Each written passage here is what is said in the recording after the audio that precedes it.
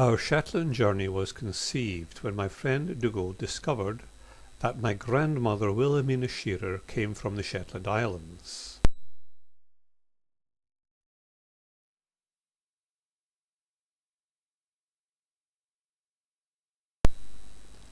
The Shetland Islands lie off the far north of Scotland, so far north in fact that they are closer to Bergen in Norway than to Edinburgh. And as we zoom in on the Shetland Islands, we can see the island of Walsey. And here is a map of Walsey in 1880, when Wilhelmina was living here.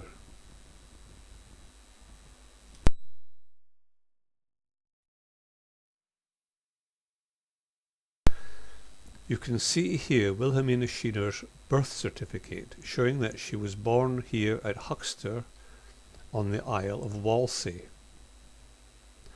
And on this photograph she is on the right hand side, and next to her on the right is her son, my father.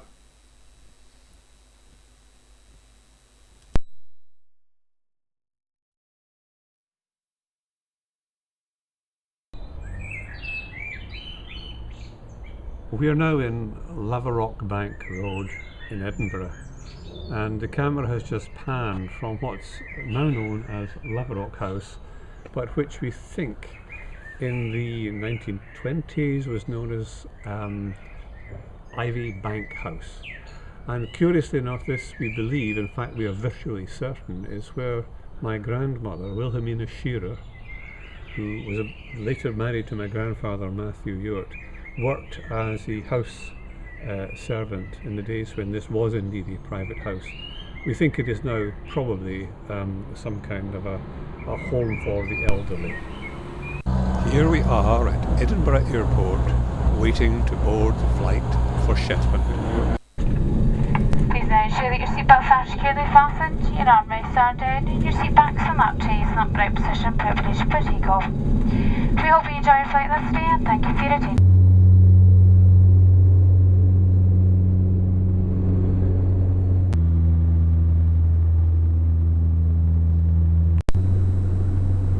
Our first sight of Shetland as we come into Sumburgh Airport. We pick up the hire car and set off to explore Shetland. Our first port of call is the Solom Voe oil terminal, a place one often hears of in the news, and it's such an important place that it even has its own airport, as you can see here.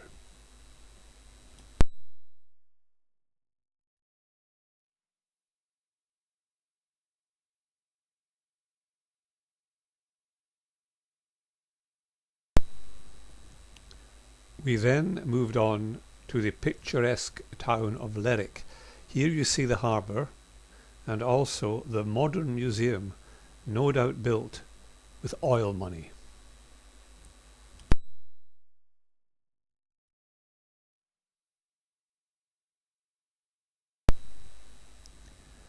While we were at the museum, a researcher was able to put us in touch with a member of the Walsey Historical Society. We were invited over the next day to visit the island. We also had a walk around the museum and viewed the many exhibits showing how Shetland life used to be, and on the outside we saw examples of sixterns, the Viking-like boats which are used even to this day.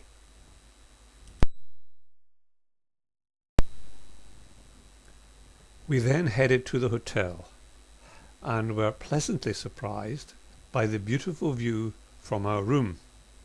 However, I was totally exhausted and decided to have a little snooze.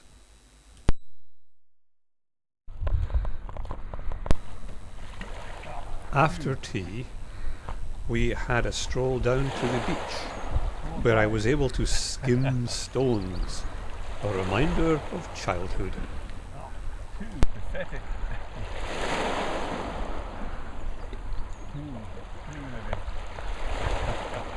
About the stones.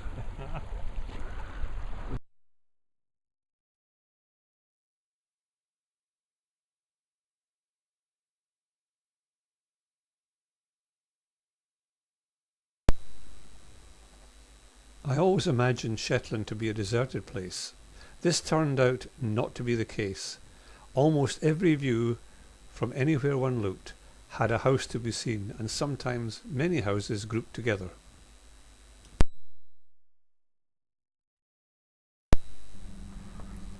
The next morning it was foggy.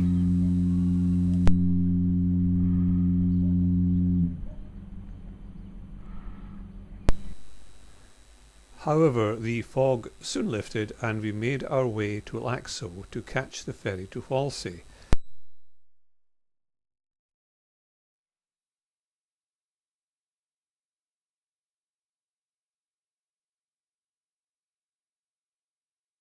Here you see the ferry waiting to embark the cars. The front of the ferry lifts up and it looks like a giant fish waiting to engulf the cars.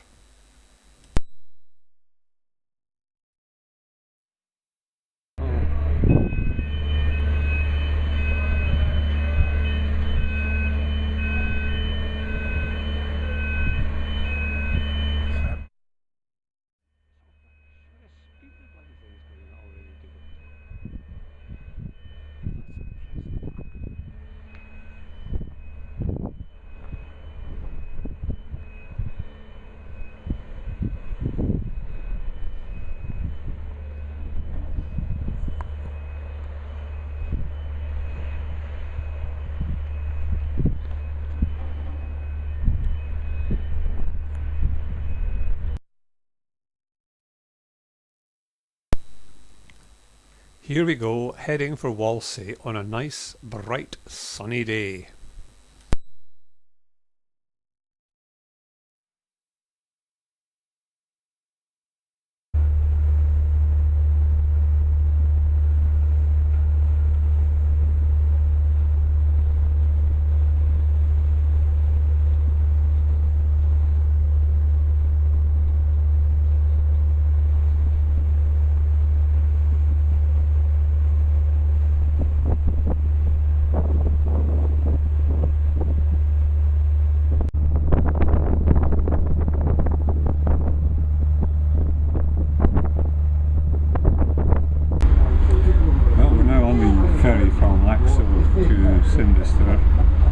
To arrive on the island of Walsey, where my grandmother was born and brought up.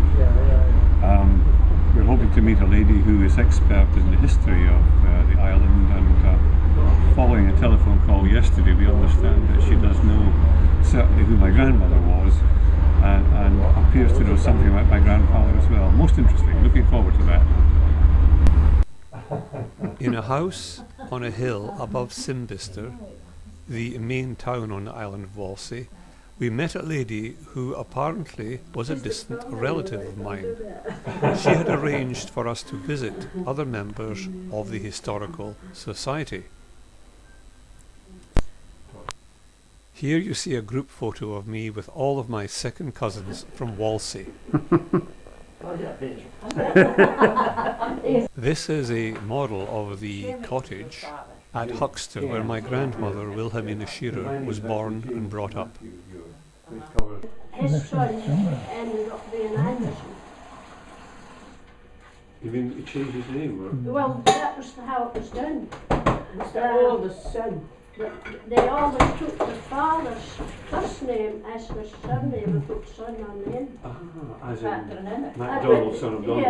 Yes, it's Scandinavian. It is, indeed, And yes. that old lady's grandfather was a Robertson, and his father was an Anderson. Anderson, yes. His father was Robertson, Yes. and then his father was Anderson. Yes. So once you get back to that, going back, you get very confused. I'm not Yes. sure. Yes, of course, because the names are the versing. Yes. We'll speak around when we have that tea. We'll speak just false. Be quiet Okay, we'll see what happens. and see what See happens. if you can make anything out. Right. Unlikely. Certainly not when we're speaking Wednesday. Yeah. Just yourself. Well, it was one year that, so we'll do I can't really remember the faces. Yeah, it's such a shame, really, isn't it? Yes. Yeah. It's such a collection where the forms are, is it just mad? It's our Margaret's forest and it's Hazelton Island. Yeah. So to say. Now then, something about this building that I must ask you about. It's From quite Simbister we drove to Livister, on each side. where the school where my grandmother was educated now still stands, but no longer a school. A distinct triangle of different tiling now, or slightly. Wonder if it's been Darner Wind. You see it? Here we have a view of the Loch of Huxter, outside the school building at Livister, and as we pan round you can see the village of Huxter on the hill.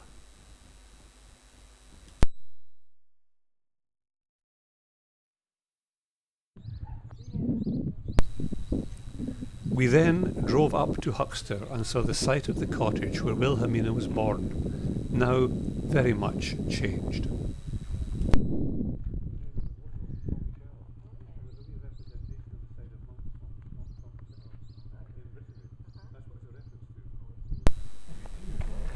I was introduced to this Huxter resident as Wilhelmina Shearer's grandson.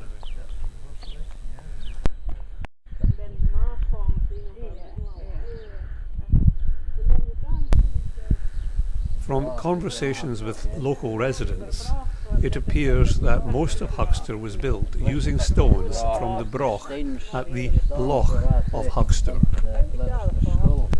And I think some of them built the original houses up here.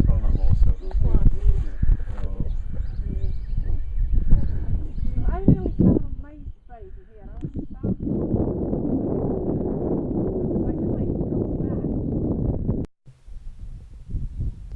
Well, after our various adventures with the historical group, we've driven up now to Huxter, which is the village where my grandmother was born and lived in her early years. And indeed, directly behind me is a stone-built building, which is the only structure left on the site where the house stood.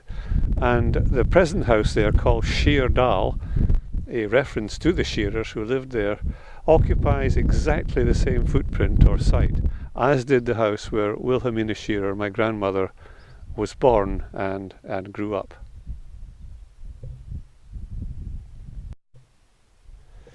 Moving to the side of Huxter, we are now looking over towards Livister. Down there you see the nearest house is what was the headmaster's house of the school at Livister, and beyond that is a grey building which is the current version or condition of what was a schoolhouse, where the first school photograph taken in Walsey was taken, the photograph which in fact incorporates my grandmother Wilhelmina Shearer.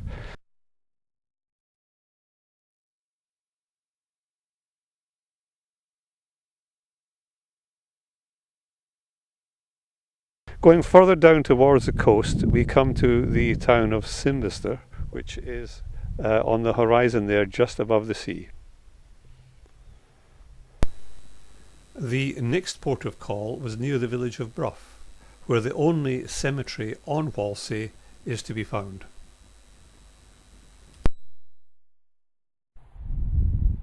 I'm now standing in the graveyard at Brough.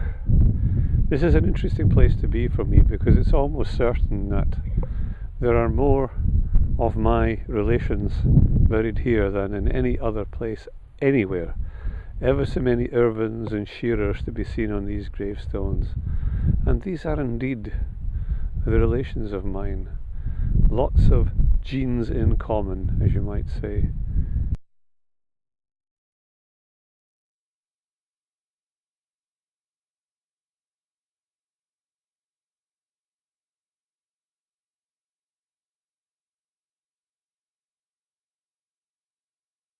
It's a fairly sobering place to be.